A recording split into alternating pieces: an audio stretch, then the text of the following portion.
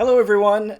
Baldur's Gate 3 is finally here, kind of. I am, Kind of, yeah. yeah, I'm sitting down with Daniel Bloodworth to talk about what we can play so far, what I've played so far of Baldur's Gate 3.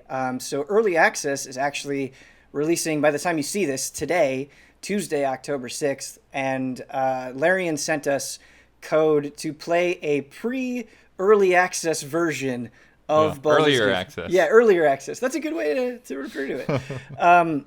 It's a little sad because today they're going to wipe my save file, the progress that I've made. So I'll have to start over with early access. But we got the code Friday afternoon. I was able to put about 6 hours of time into Baldur's Gate 3. And I think before we kind of get into the nitty gritty of what I experienced, I think there are a couple of things to kind of get out of the way. So if you don't know what Baldur's Gate 3 is, it is a sequel to a highly acclaimed Baldur's Gate series. It's been a long time since we've had a Baldur's Gate game. This kind of almost feels like a dream in a lot of ways, and it's being made by the studio that did the Divinity series, Divinity Original Sin 1 and 2. And it is a computer role-playing game where you create a character. It features an abundance of choice. It's using the D&D 5th edition rules as sort of a framework. It's not interpreting them literally. It is kind of modifying them a little bit to make sense for a game. So there are a lot of dice rolls. A lot of things happen by chance, which I can get into how brutal that can be. But I think before I go any further, I want to kind of talk about some of the concerns that people have had. And I think the first thing that I want to get out of the way is this very much feels like a successor to what Larian has done with Divinity. So in terms of how everything feels, I mean, just basically moving around the world, how Is combat that is. is that a concern or is that fine? Because I know some people have been like, "This is just Divinity Original Sin 3." It's Right. kind of as a jab at it. Right. That's. I think that's why I bring it up is because people have used it as kind of a jab at Baldur's Gate 3. Um, to me, it's not because I think Divinity Original Sin 2 is just a fantastic game and allowed. Like I got so many hours of entertainment and deep role playing out of Original Sin 2. So it being similar to that is not an issue for me. It's not something I take umbrage with. But I know that that is a concern of people. And if that is a concern, yeah, it feels a lot like Divinity too. So you should know that going in. I think the other thing that you should know going in is that it's buggy, or at least what I played is buggy. They are using an updated build going into early access, Yeah, but they've been sending us emails all weekend. Like, we right. updated this, and now we've updated that, and then there was the version that you could transfer the save files, and it's like, well, it's too late. Right. Uh, so there's a lot going on, and they're very transparent about that. Going into early access, they're saying like, "Hey, if you buy into this, like, things will probably go wrong. Like, you'll encounter something." Yeah. Honestly, though, nothing that really destroyed my experience. To kind of illustrate things that happened to me, there would be a couple of times where I would kill an enemy and their corpse would just freak out, and they would basically turn into Stretch Armstrong, where Nice. their arms would go like across the room or like into the ground or something. It was actually kind of funny, but happened multiple times, and then there would be times where my characters would be making a saving throw, so something bad would be happening to them. There'd be a roll of the dice to see if they succeeded, and to kind of indicate that on the UI, there'd be dice that like appeared over their head, and it just didn't go away. So there would be this little black D20 just kind of permanently over their head. When I would reload the save, it would go away. So that was nice. Probably the worst thing that happened to me, and this one was kind of my own fault, is you have a jump action, and it's actually really important. And there are a lot of places you can't get to unless you use jump or a similar sort of mobility. And hello, cat. One time I was in the tutorial area, and you're on this Mind Flayer ship, and I used jump, and I jumped somewhere where I wasn't supposed to, and I was just stuck in like the void, the video game void, and I had to Got it. reload a save. But yeah, but the early access goes through what they said, like the first chapter or first act, something First along those act, lines. yeah. So it's about 20 hours of gameplay is what they've said, and I played about 6 hours of it, and it felt like there was so much left. And so I'm actually really excited to start a brand new save file, get back in there, and try to see as much as I can because, um, despite the disclaimer that I had about it being buggy, I immensely enjoyed my time with it. Definitely feels a lot like Divinity, but I think that really only speaks to kind of the things that Larian does really, really, really well. And to kind of, there's so much to talk about, but I think kind of the thing that I want to highlight first is the world design. So you have a tutorial area where you're trying to escape this Mind Flayer ship, and it runs you through some of the basics about how the systems of how they're adapting D&D 5th edition will work in the game. And so I would say if you're intimidated, the game does a fairly good job of kind of guiding you through. I think there are a few more things that I wish they went into further detail into. I can imagine it might be a little bit confusing if you have no experience with this type of game. But something that I want to say is Divinity 2 could definitely kind of kick you in the teeth with its difficulty, and you can just easily get yourself into situations where you're absolutely destroyed.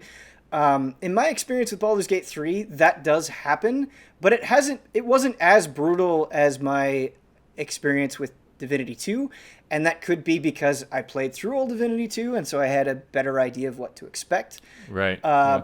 But still seemed less brutal out of the gate, which I think will make it easier for some people to approach.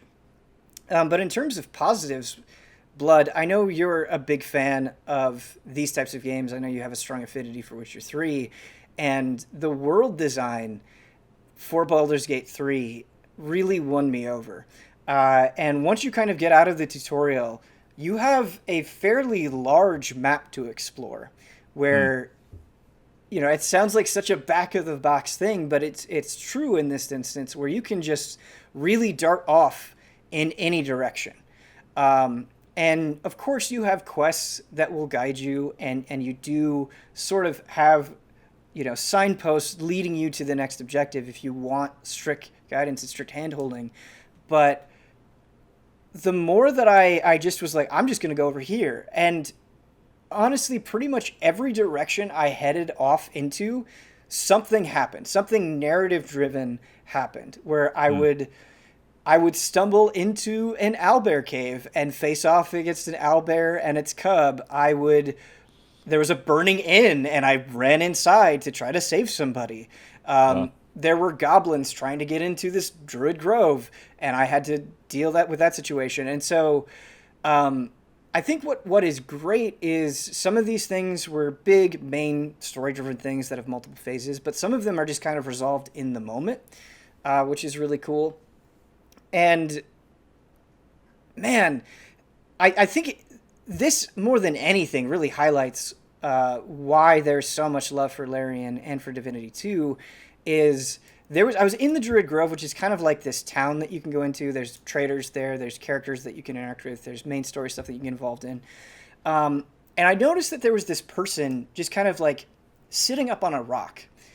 And I was like, how do I get there? Like, you couldn't just, you had to sort of like figure out how to climb up and get to this rock. And I was like, why are they there? What is up with this person? And nothing in the story or side quest was telling me to go there.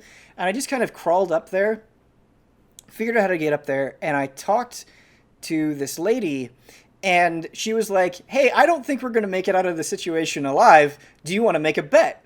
And I was like, sure, yeah, I'll throw 10 gold down on that. And she's like, cool. Hey, I'll see you in Baldur's Gate, depending on how this goes. And it was a very short interaction, but I felt as a player that I was so rewarded for just getting this idea in my head, like, why is this character there, going and talking to them? And I think they do such a good job of not only instilling that curiosity in you, but rewarding you for having that curiosity. And I think that's super, super important. Yeah, that's cool, because like a lot of times your NPCs don't feel like they have a whole lot of reason to be where they are. So when yeah, you see somebody like that it makes sense and it attracts your attention. That's cool. Yeah, and speaking of all the NPCs, you can't really get into lengthy dialogue with all of the NPCs where you have all of these choices, but I was pretty impressed with how pretty much everybody I talked to had something to say and had a personality, right? And I think the other thing, this is this is another thing that is a little janky about early access, but I do appreciate the effort that they're taking with Baldur's Gate 3 to sell the conversation and to when you're talking to these characters, right? It's not just static portraits and dialogue. It's like fully animated conversations where you're seeing them emote. And there are big actions that happen during these conversations. Like there's one where you're coming up to it and you see a dragon just come down and attack these people and destroy this bridge. And so these conversations are a lot more are very dynamic, and I think just visually interesting. They are a little janky. There's definitely times where you're like, I don't think that character is supposed to animate in that way, but hopefully that is something that'll be improved throughout the course of early access. Another big thing that I do want to talk about Blood, and what really sells any good RPG is the characters. And something that's cool in Baldur's Gate 3 is when you set up camp, right? It's you taking a long rest to heal and get your spells back. You can actually go and talk to the party members that you've acquired and get into conversations with them. Very nice. And if they have something new to say, they'll have an exclamation mark over them. And it's just a really nice place to kind of get to know your party. It makes it so that when you rest, it's not just a mechanical thing, that it has some narrative consequence. And something. How did your come across party members? Is that something that's sort of set up at the beginning, or do you just happen along in one town or another? Yeah, very, very good question. So to kind of sell you on the story of Baldur's Gate 3, you kind of wake up and you're on this Mind Flayer ship and you don't know why. And these Mind Flayers take these slugs and they inject it into your eye. And you find I remember out, that trailer. Yeah. Right. You find out that if you don't get rid of this parasite, you're going to be turned into a Mind Flayer. You're going to turn into a monster, which is obviously very bad. And so while you're aboard the ship, you meet another character, and you don't really know anything about her, but you just learn that she's infected, you're infected, and you need to take care of this. And so you kind of form this tenuous alliance. And all of the party members that I've interacted with are all infected. And that's actually what's interesting about it is after you get to the tutorial, very, very quickly, I would say like far more quickly than I expected, you kind of find all of the survivors of this incident. And you all agree that like, hey, we don't know anything about each other. We don't necessarily trust each other, but we all are kind of suffering this common plight. Let's form an alliance to try to deal with this. And that is just immediately interesting because it's not like you meet these characters and it's like, oh, okay, like I want you to join my party because I think you're, a person of good morals. They're so hesitant to reveal anything about themselves. They're very kind of, hand wavy and dismissive. They're a little bit agitated because, you're in this terrible situation. And that lends some urgency to what you're doing. And because you don't know that much about them, when you make decisions, you're like, all right, I'm going to make this decision, and I don't know enough about this person to know if they're going to like it or not, because they'll all have feelings about what you do. And how you deal with this parasite, there will be conflicting opinions within the group. And you really have to kind of just chart a path and go with it and see what the fallout of that decision is. And you really have to work to get to know every individual member of your party and what their history is and why they got stuck in that situation. And it's neat because outside of, going and manually talking to individual party members, sometimes when you make camp, there will be a story sequence that'll play out at the beginning or the end, where it's like, oh, why is one of my party members doing this thing? And so you'll kind of go into a cutscene, or while you're trying to rest, something will happen, and you'll piece together a little bit more information. Nice. I was surprised how quickly you get all of the party members, but it actually ends up being a huge benefit for combat as well, because once you get past the tutorial and once you quickly get all the party members, you have so many options when it comes to combat, and that is really important because just like Divinity, there's a lot of things to consider. You can combine elements or change the terrain to affect individuals, and the game rightfully, I think, as you're looting, you get so many different options, right? You'll get fire bombs that you can throw at people, and it's like, well, maybe I'll make a great grease puddle, and then I'll throw this fire bomb, and then it'll do continual damage over this area. And it's just nice, I think, that pretty quickly you have more options than you know what to do with. And I think that really, that was a strong point in Divinity, but I think it really sells that D&D vibe that Baldur's Gate 3 is going for, where one of the chief joys of D&D is that you have so many options and you can do anything, right? Like, it's not just I run up to somebody and attack. It's like, well, how can I role play based on the situation? I will say something that to maybe kind of keep in mind. So the max level that you can get to in Baldur's Gate 3 is level 4, and you might think that sounds low, right? Right, yeah. There's so many games now where, like, as soon as you start, like, click, click, click, oh, there it is. Right. Blood, I'm really glad that you had pretty much that exact reaction, because I think a lot of people may assume that it's like, oh, well, I'll get to that immediately and not much will happen. You level pretty slowly, and so I wasn't able to get to level 4 in the 6 hours of time that I played. And in other games, you get to level 6 in the first hour, or level 4 in the first hour. That's what I'm trying to say.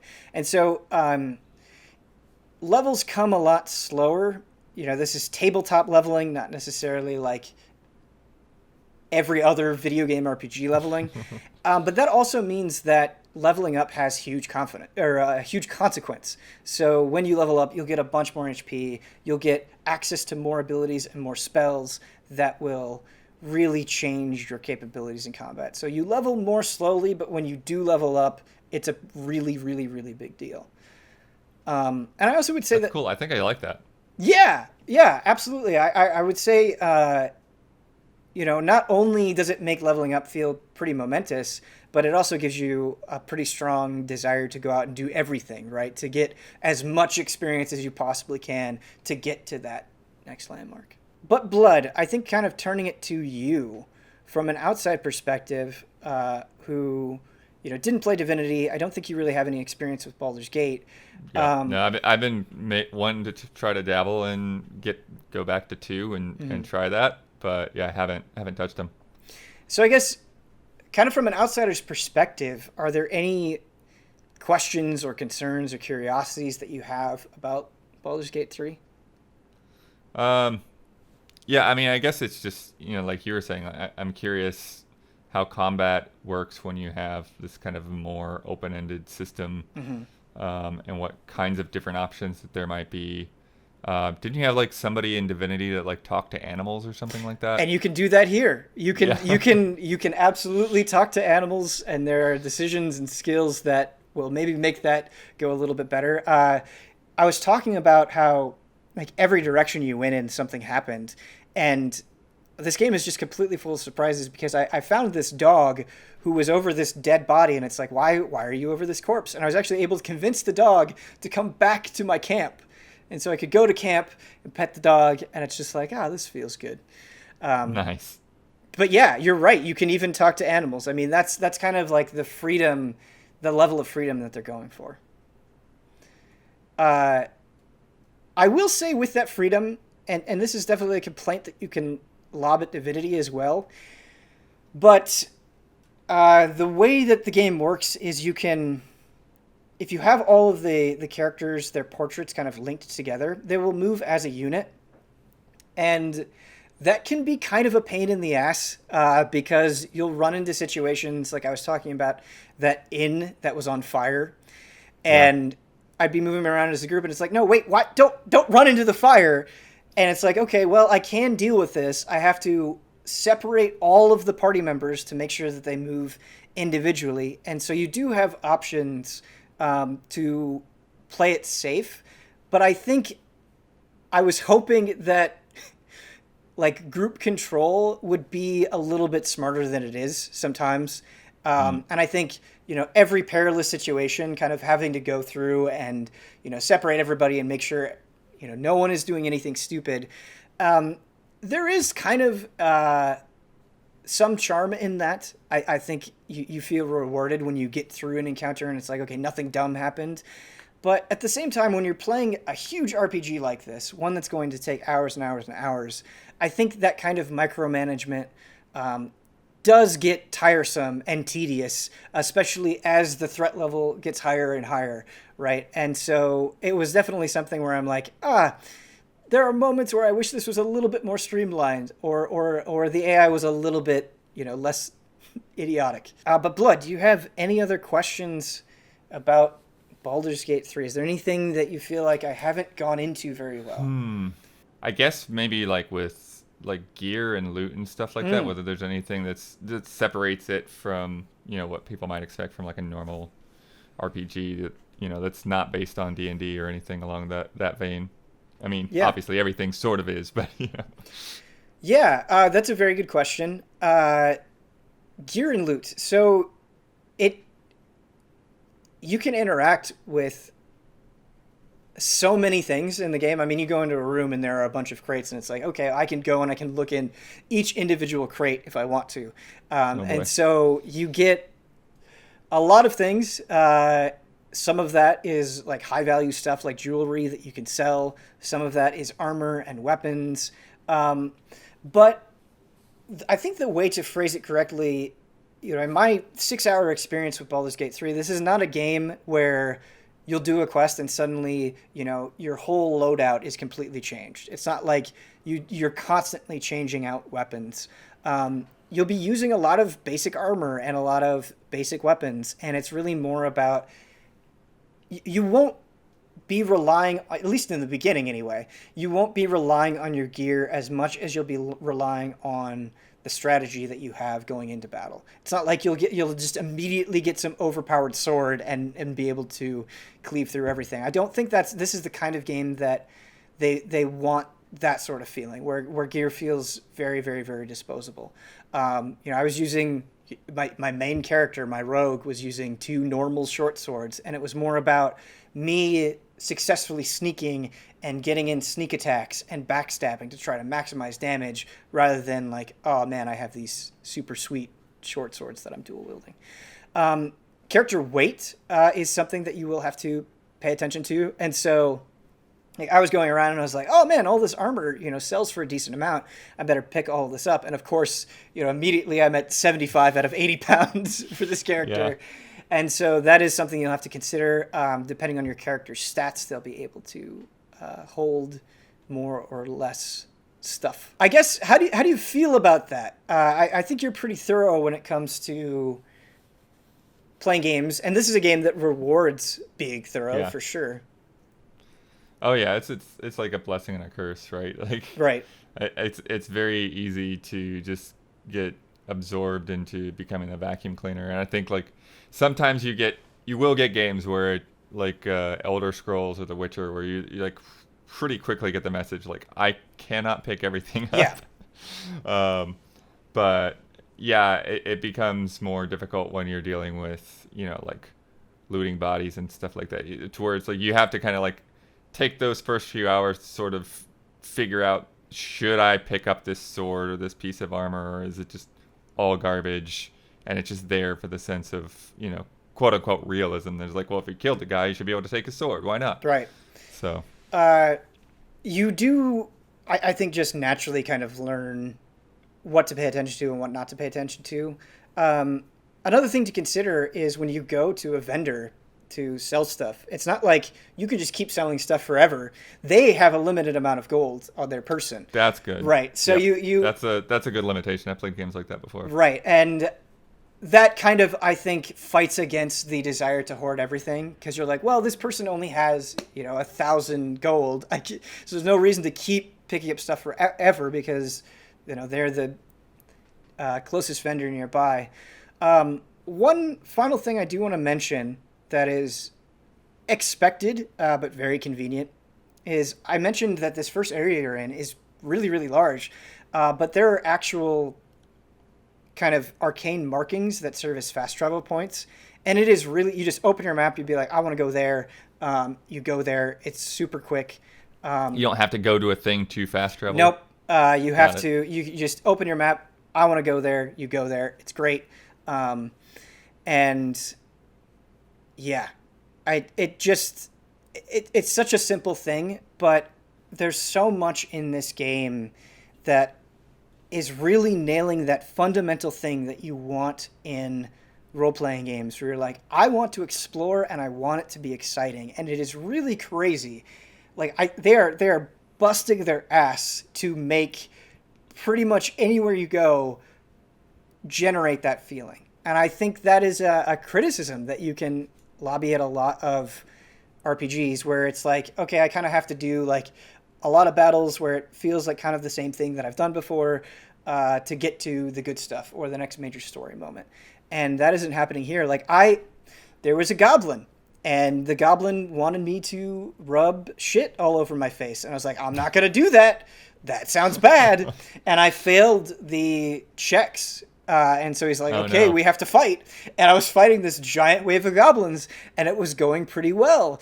And then I didn't even see it, but they had this boulder trap that they activated like kind of deep into the fight, and they just like killed 3 of my guys with this giant boulder. And I was like, I haven't seen this at all yet. And it just kind of happened, and it was devastating, but it was devastating in a way that felt exciting. And I think that is definitely something that they're trying to do, where, hey, regardless of how things go for you, you'll have a story that you'll want to share with people. And I really admire that sort of philosophy. Yeah. Yeah, it's a lot more exciting than just like, oh, they spawned in like another wave of guys that have like twice as much health or something. Yeah. Exactly. I am hungry to see more of Baldur's Gate 3. Now I don't have to worry about my early access save getting wiped. So I'll be playing more of it. I'll be starting over again. And I hope other allies get to experience it. And I'm excited to see like what other people think of it once they get their hands on it. But I really like it.